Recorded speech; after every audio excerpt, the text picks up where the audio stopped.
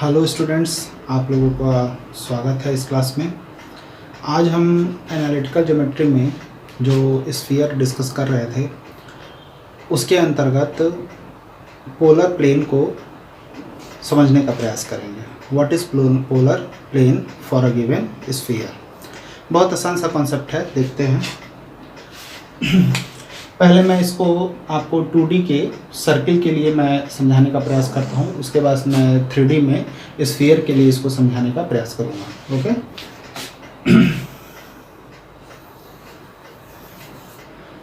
मान लीजिए ये आपका एक स्फीयर है, ठीक है, सॉरी सर्किल है, और इसका हमको पोलर प्लेन फाइंड आउट करना है, ठीक है। और पोलर प्लेन क्या होगा, तो सबसे पहले एक कोई मान लीजिए कोई पॉइंट P है, okay, which is outside the circle and we draw a secant to the given circle. तमाम सारे पॉसिबल हैं, ये भी सेकंड पॉसिबल है, ये भी पॉसिबल है, ठीक है। ये सारे आपके क्या हैं, सेकंड हैं, ठीक है। अब हम क्या करेंगे, ये पॉइंट P, ये पॉइंट A ले लेते हैं, ये आपका P ले लेते हैं, ये Q ले लेते हैं, ये P1, ये Q1, इसी तरह ये P2, ये Q2, ठीक है। तो इन पॉइंट्स के जहाँ पे इसने इस सर्किल को कट कर रखा है, इससे होकर के हम पेयर ऑफ टेंजेंट ड्रॉ कर सकते हैं। ओके, चाहे आप ये ले लीजिए, ठीक है, चाहे आप ये ले लीजिए, ठीक है। इसी तरह बहुत सारे होंगे, इससे चूंकि कहीं दूर काटेगा इसलिए मैंने इस पे नहीं बनाया है। तो आप देखोगे कि ये कहीं इस पॉइंट पे क्या कर रहा है, इंटरसेक्ट कर रहा है। ओके, इसी तरह इससे चूंकि इनफाइनाइट मैनी सेकंड खींचे जा सकते हैं, तो उन सभी सेकंड जो कि इस सर्किल को कट कर रहे हैं, दो पॉइंट्स पे कट करेंगे, तो उन दोनों से होकर के हम पेयर ऑफ टेंजेंट खींच सकते हैं, ठीक है। जब हम पेयर ऑफ टेंजेंट खींचेंगे तो वो कहीं ना कहीं एक दूसरे को कट करेगा, ठीक है।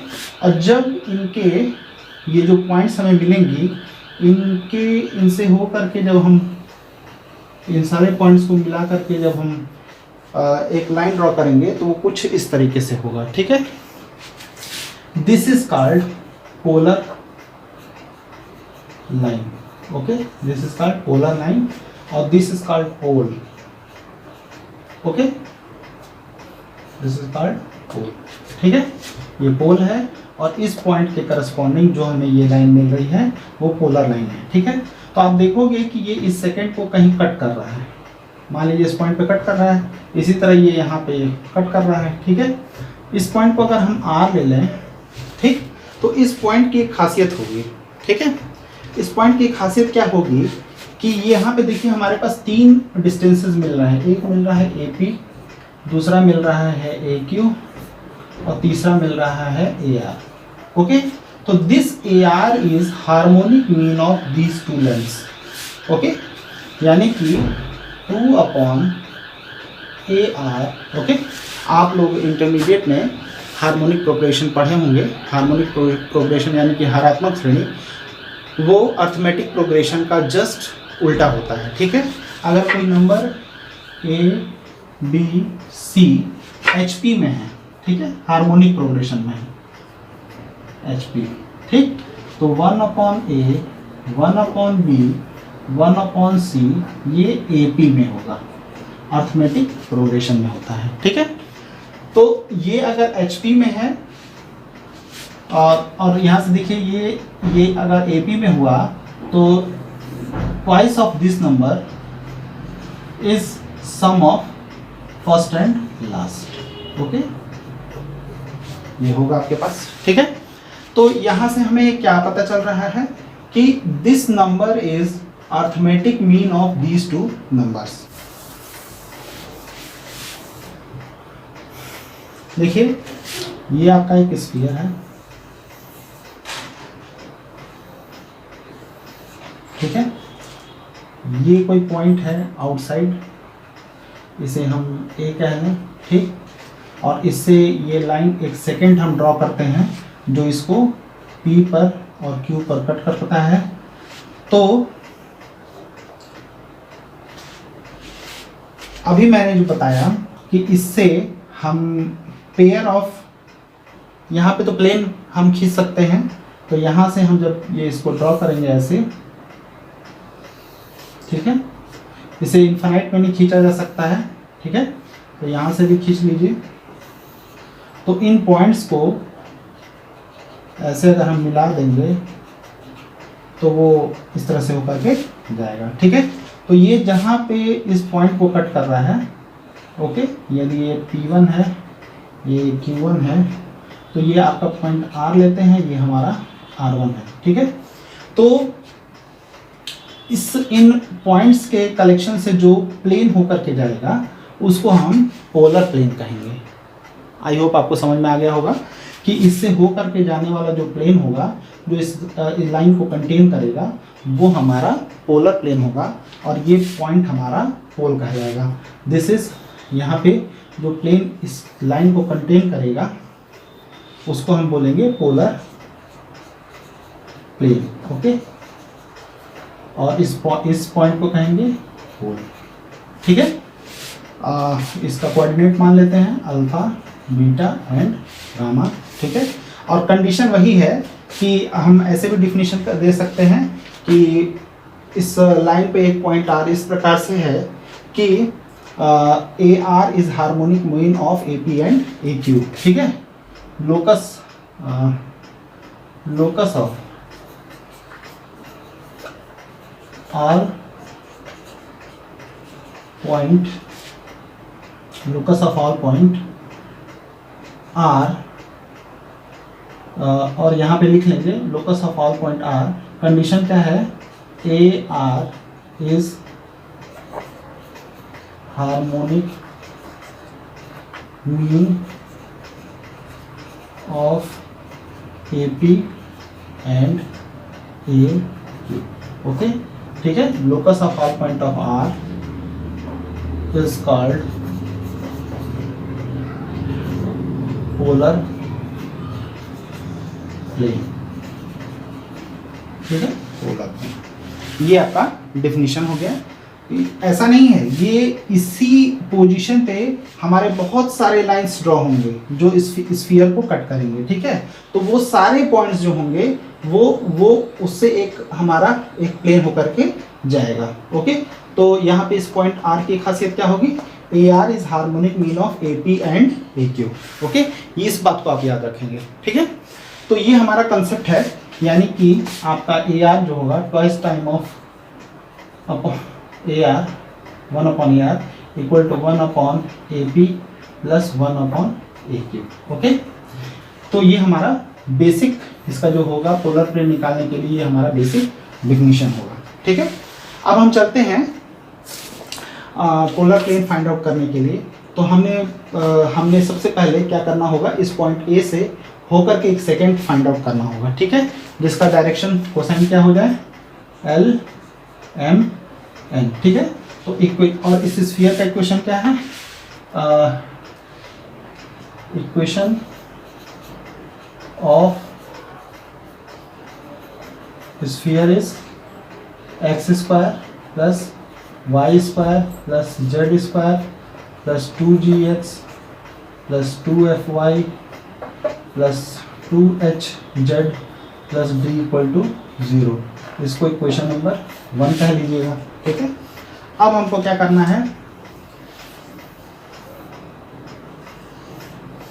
अब हमें equation of line from this point alpha beta gamma से हमको फाइंड आउट करना होगा। तो let equation of line passes through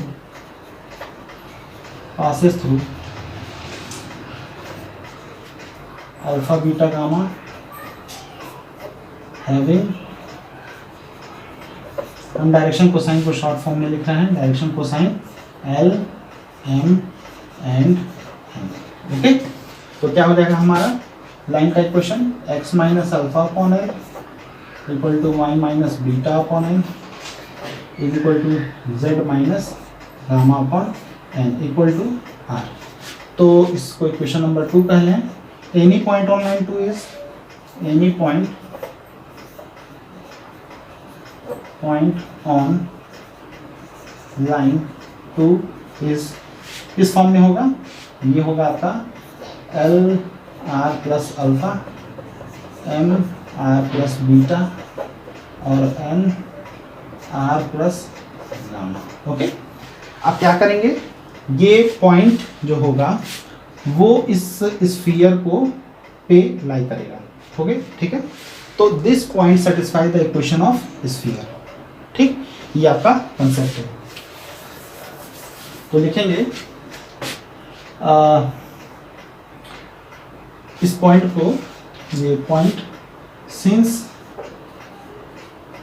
point l r plus alpha m r plus beta n r plus gamma lies on sphere 1, so it satisfy equation of sphere। Okay, 1, ठीक है। तो जब ये equation 1 को satisfy करेगा तो यहाँ पे हो जाएगा l r plus alpha whole square m r plus beta whole square n r plus gamma whole square plus 2g l r plus alpha plus 2f m r plus beta plus 2h n r plus gamma plus d equal to 0। Okay, ये जब point satisfy करेगा इसको तो x Y Z की जगह पे हम इन तीनों पॉइंट्स को रख देंगे। ठीक है, अब यहाँ से देखिए, ये इसको हम आर, चूंकि ये आर में क्वाड्रेटिक होगा तो इस इक्वेशन को कैसे क्वाड्रेटिक फॉर्म में लिखेंगे ये भी लिख लेते हैं। ये आपका हो जाएगा r square l square m square plus n square. Okay, plus 2r यहाँ से क्या होगा एल अल्फा प्लस यहाँ से एम बीटा प्लस यहाँ से एन गामा। ठीक, प्लस फिर यहाँ से देखिए 2r कॉमन लेंगे तो gl यहाँ पे आ जाएगा, gl plus f m plus h n. ये आपका 2r का कोफिशिएंट हो जाएगा और लास्ट में आपका जो कांस्टेंट टर्म आएगा वो आपका क्या होगा वो भी देख लेते हैं। लास्ट में जो कांस्टेंट टर्म होगा, कांस्टेंट टर्म आ जाएगा alpha square plus beta square plus gamma square plus 2g alpha plus 2f beta plus 2h gamma plus d equal to 0। ये आपका कांस्टेंट टर्म है। ठीक है, तो यहाँ से देख रहे हैं this equation is quadratic in R। Okay, तो जब ये R में क्वाड्रेटिक इक्वेशन है तो उस कंडीशन में मान लीजिए दिस इक्वेशन है 2 roots. Let above equation have 2 roots से R1 एंड R2। ठीक है, R1 और R2 दो रूट्स होंगे तो यहां से देख लीजिए R1 plus R2 plus R2 क्या होगा, क्वाड्रेटिक इक्वेशन है। तो जैसे ax square plus bx plus c होता है तो x के यदि दो रूट्स होते हैं x1 और x2 तो x1 plus x2 equal to minus b by a और x1 x2 equal to c by a होता है। ठीक है, तो यहाँ से R1 प्लस R2 क्या हो जाएगा, R का कोफिशिएंट अपॉन दिस थिंग, तो minus of 2 l alpha m beta m gamma plus GL plus FM plus h n. अब देखिए बटा क्या होगा यहाँ पे l square plus m square plus n square. इसकी वैल्यू तो 1 होती है। ठीक है, तो यहाँ से आपका R1 plus R2 simple form में -2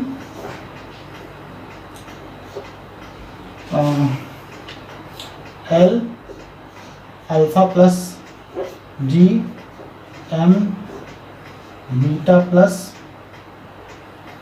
F plus n gamma plus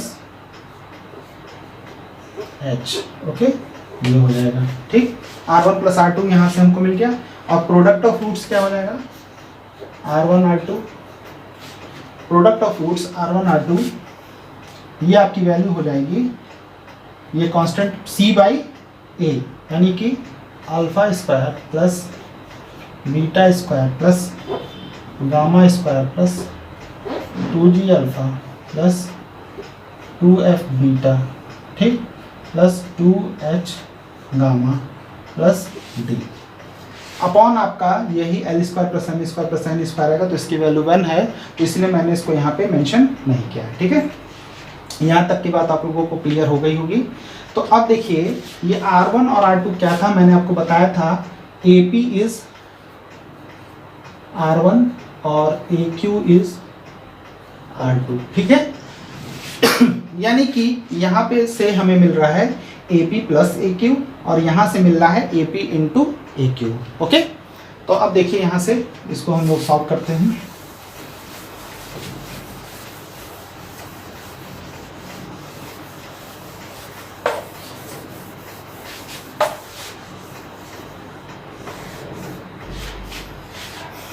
ठीक, अब देखिए मैंने आपको बताया था जो हमारे पास कंडीशन जो हमारे पास है वो है 2 upon AR equal to 1 upon AP plus 1 upon AQ।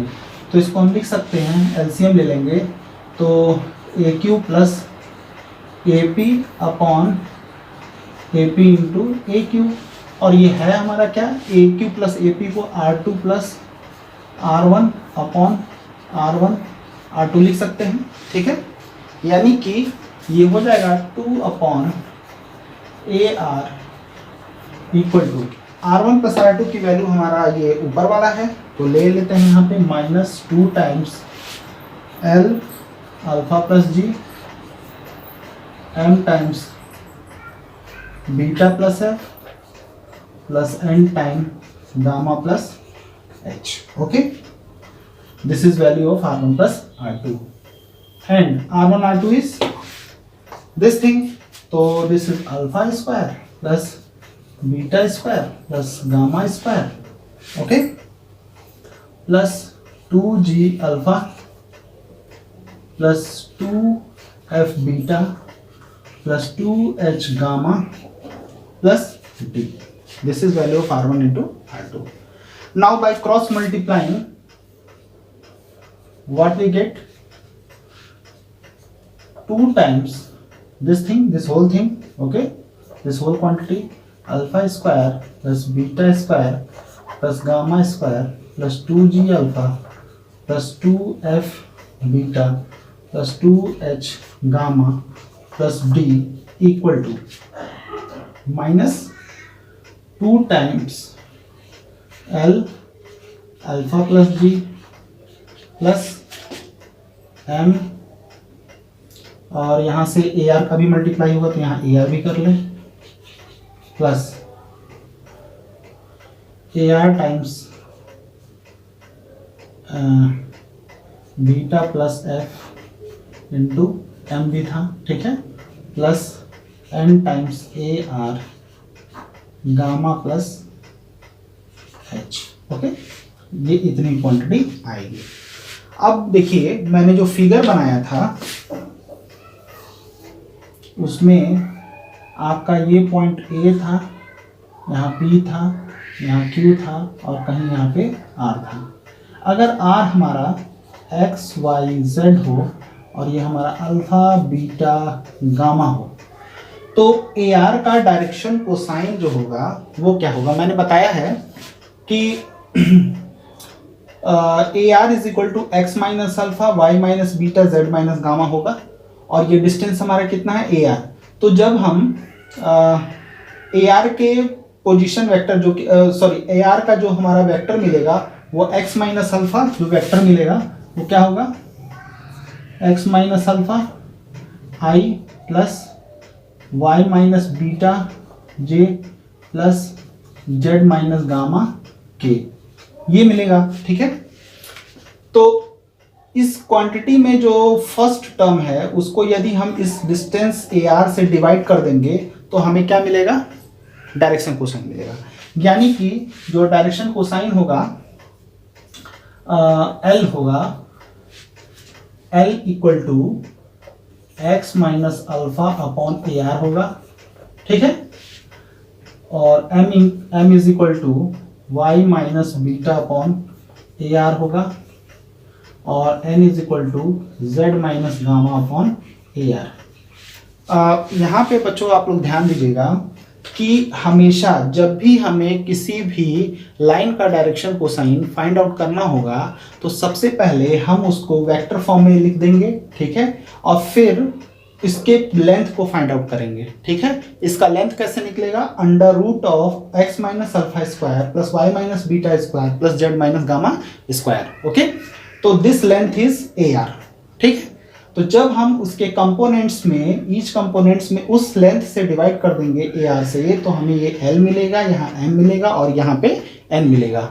ये बात आप लोग ध्यान रखेंगे। ठीक है, तो this is l m and n, और यहाँ से क्या हो जाएगा हमारा L into a are is equal to x minus alpha, M into a are is equal to y minus beta and N into a are is equal to z minus gamma. ठीक है, ये तीनों values को हम इस जगह पे रख दें, L इंटू ए आर की जगह पे x minus alpha, M into a r की जगह पे y minus beta, N into a r की जगह पे जेड माइनस गामा। ठीक है, देखते हैं क्या मिलता है हमारा, 2 times alpha square plus beta square plus gamma square plus 2g alpha plus 2f beta plus 2h gamma plus b this equal to -2 times क्या होगा, एल ए आर की जगह पे x minus alpha into alpha plus g plus y minus beta beta plus f और plus z minus gamma into gamma plus h. Okay, अब इन दोनों को हमें सॉल्व करना है। ठीक है, तो सॉल्व करने पर हमें क्या मिलेगा ये भी देख लेते हैं। अब देखिए यहाँ से 2 और 2 को कैंसिल कर दीजिए। ठीक है, फिर आपका जो आएगा रिलेशन वो इस तरह से आएगा, देखते हैं। Alpha square plus beta square plus gamma square plus 2g alpha plus 2f beta plus 2h gamma plus d is equal to minus times product कर लेते हैं तो ये हो जाएगा x alpha plus x g. ठीक है, minus alpha square minus alpha g plus y beta plus y f minus beta square. Okay, और minus beta f. Okay, plus z gamma plus z H minus gamma square minus gamma H. ठीक है, अब देखिए यहाँ से जब minus से multiply कर देंगे तो हम यहीं पर कर देते हैं, यहाँ माइनस हो जाएगा, ये माइनस होगा, ये प्लस होगा, ये प्लस होगा, ये माइनस होगा, ये माइनस होगा, ये माइनस होगा। ओके, और ये आपका प्लस हो जाएगा बीटा स्क्वायर, यहाँ प्लस हो जाएगा, यहाँ माइनस होगा और यहाँ माइनस, यहाँ प्लस और यहाँ प्लस। ठीक है, अब देखिए अल्फा स्क्वायर दोनों साइड से कैंसिल हो जाएगा, बीटा स्क्वायर दोनों साइड से कैंसिल हो जाएगा और गामा स्क्वायर दोनों साइड से कैंसिल हो जाएगा। ठीक है, फिर एक्स अल्फा, अब इसको लेफ्ट साइड में लेके जाएंगे तो हमारे पास आएगा x alpha plus y beta plus z gamma, ठीक है। ये मैंने एक्स अल्फा, वाई बीटा और जेड गामा को लेफ्ट साइड लेके गया मैंने, ठीक है। अब देखिए यहाँ पे 2g अल्फा है, ठीक है, और यहाँ पे प्लस जी अल्फा है। तो जब दूसरे साइड में लेके जाएंगे तो 2g अल्फा माइनस अल्फा जी, ये आपका आ जाएगा केवल g अल्फा आएगा, ठीक है। इसी तरह यहाँ से f बीटा आएगा, ठीक, और यहाँ से h गामा आएगा, ठीक है। फिर आपका क्या आएगा, g x plus g x plus g x हो गया, y f plus z h, ठीक, प्लस डी इक्वल टू 0, ये हमें मिलेगा। तो थोड़ा सा और सिंप्लीफाई कर लेते हैं, x alpha plus y beta plus z gamma plus g times x plus alpha f times y plus beta और plus f g h times z plus gamma plus d equal to 0। ये जो हमें relation मिला, ये relation एक plane को represent करेगा और वो प्लेन हमारा पोलर प्लेन कहलाएगा, ठीक है। ये आपका इक्वेशन ऑफ पोलर प्लेन है। This is same as equation of tangent plane, okay. This is same as equation of tangent plane. I repeat, this is equation of same as equation of tangent plane. इसको आप लोग हमेशा याद रखेंगे कि जो polar plane होता है, टेंजेंट प्लेन होता है, उनका इक्वेशंस सेम आता है, ओके। तो ये आपका पोलर प्लेन का कॉन्सेप्ट था कि हम पोलर प्लेन कैसे फाइंड आउट करते हैं, ठीक है। आई होप आपको ये आज का टॉपिक समझ में आया होगा और इस टॉपिक को आप लोग रिवाइज कर लेंगे। फिर हम नेक्स्ट क्लास में आपको कुछ क्वेश्चन सॉल्व कराएंगे जो कि ज्योमेट्री एनालिटिकल ज्योमेट्री के स्फीयर पे डिपेंडेंट होगा।